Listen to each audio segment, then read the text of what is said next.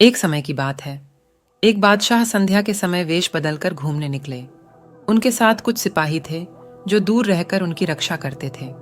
एक स्थान पर एक इमारत का निर्माण कार्य चल रहा था। मजदूर कतार में मजदूरी लेने के लिए खड़े थे। एक मजदूर ने अपनी मजदूरी ली, जेब में रखी और गुनगुनाता हुआ चला। बादशाह ने उसे रोक लिया, पूछा, मुझसे कुछ बातें करोगे? क्यों नहीं? मजदूर रुक कर बोला, कहो, क्या कहना चाहते हो? आओ, उधर पेड़ के नीचे बैठ जाएं।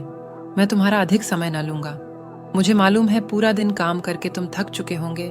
बस थोड़ी देर के लिए मेरे साथ बातें करो। ऐसी कोई बात नहीं, मजदूर हंसकर बोला। मैं अभी 8 घंटे और काम कर सकता हूँ। दोनों पेड़ के नीचे जाकर बैठ गए। तुम्हें जो मजदूरी मिलती है, क्या वो तुम्हारे लिए पर्याप्त है? बादशाह ने पूछा। हाँ, काफी है, मजदूर ने कहा। कितना कमा लेते हो? 4 रुपए प्रतिदिन। उन्हें खर्च कैसे करते हो? मजदूर हंसकर बोला, बड़ी आसानी से खर्च करता हूँ। सीधा हिसाब है। 1 रुपया मैं खाता हूँ, 1 रुपया कर्ज देता हूँ, 1 रुपया कर्ज लौटाता हूँ और 1 रुपया फेंक देता हूँ। ये सीधा हिसाब है। बादशाह उलझ कर बोले, मेरी समझ में कुछ नहीं आया। मजदूर ठठाकर हंस पड़ा। बोला, मैं पढ़ा लिखा नहीं हूँ भाई, बस पहेलियों में बात करने का शौक है, सो बात बना दी। पहेली है तो पहेली का जवाब बता दो, बादशाह ने आग्रह किया। मजदूर ने स्पष्टीकरण किया, 1 रुपया खाता हूँ, अर्थात अपने परिवार के भोजन के लिए खर्च करता हूँ। 1 रुपया कर्ज देता हूँ, अर्थात अपने बच्चों पर खर्च करता हूँ, ताकि वृद्धावस्था में वो हमारा ख्याल रखें। 1 रुपया कर्ज लौटाता हूँ, अर्थात अपने बूढ़े माता पिता पर खर्च करता हूँ, क्योंकि उन्होंने मेरा पालन पोषण किया है। 1 रुपया फेंक देता हूँ, अर्थात दान कर देता हूँ। बादशाह मजदूर की प्रतिभा से बहुत प्रभावित हुए। बोले, तुमने अभी जो मुझे बताया है वो और किसी को न बताना। कोई पूछेगा तो अवश्य बताऊंगा। मजदूर हंसकर बोला, इसमें छिपाने की क्या बात है? तुम कोई हमारे बादशाह हो कि तुमने आज्ञा दी और मैंने मानी। हाँ, हम बादशाह ही हैं। बादशाह ने अपना परिचय कराया। हम दरबार में ये पहेली पेश करेंगे और फिर देखेंगे कि कौन इस पहेली को सुलझाता है। थोड़ा आनंद लेंगे। लो, ये अशर्फियाँ रखो, तुम्हारा इनाम है। मजदूर घबराकर खड्डा हो गया, बोला, इनाम की जरूरत नहीं, मैं आपकी आज्ञा का पालन करूंगा। ये अशर्फियाँ तुम्हारी अक्लमंदी का इनाम है। अब तुम हमसे वादा करो कि तुम जब तक 100 बार हमारा चेहरा नहीं देख लोगे, किसी को पहेली का हल नहीं बताओगे। मजदूर ने इनाम लेकर वादा कर लिया। दूसरे रोज बादशाह ने दरबार में पहेली पेश की।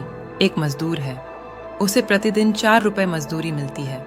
इनमें 1 रुपया वो खाता है, 1 कर्ज देता है, 1 रुपया कर्ज चुकाता है और 1 रुपया फेंक देता है। बताओ कि वे 4 रुपए कैसे और कहाँ खर्च करता है। दरबार में मौन छा गया। बादशाह बहुत निराश हुए। कहा, इसका अर्थ ये हुआ कि हमारे दरबार में कोई बुद्धिमान व्यक्ति नहीं है।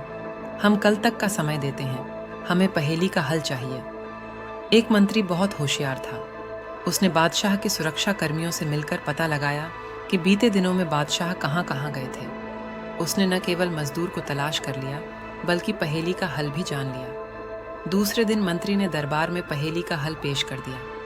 बादशाह के क्रोध की सीमा न रही। उन्होंने सिपाही भेजकर मजदूर को पकड़ ढहाकर बुलवाया। पूछा, तुमने इन्हें पहेली का हल बताया है?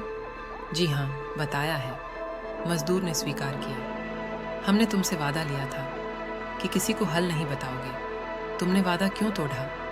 बादशाह क्रोधित होकर बोले, मैंने ऐसा कुछ नहीं किया। आपने कहा था ना कि जब तक 100 बार आपका चेहरा ना देख लूं, किसी को पहेली का उत्तर ना बताऊं। तो मैंने 100 बार आपका चेहरा देखा और वजीर जी को उत्तर बता दिया। क्या कहते हो, तुमने हमारा चेहरा कहाँ देखा?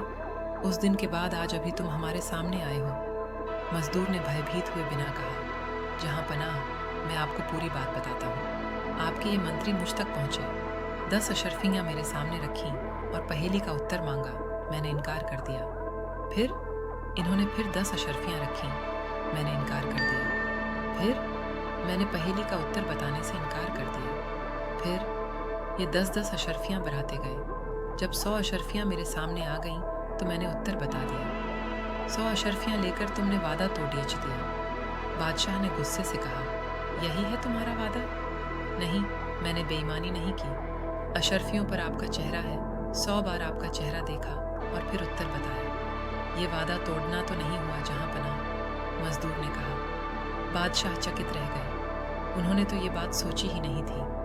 मजदूर ने अपनी बुद्धि के बल पर 100 अशर्फियां और कमा ली थीं। बादशाह ने मुक्त हृदय से मजदूर की प्रशंसा की तथा उसे अपने दरबार में रख लिया।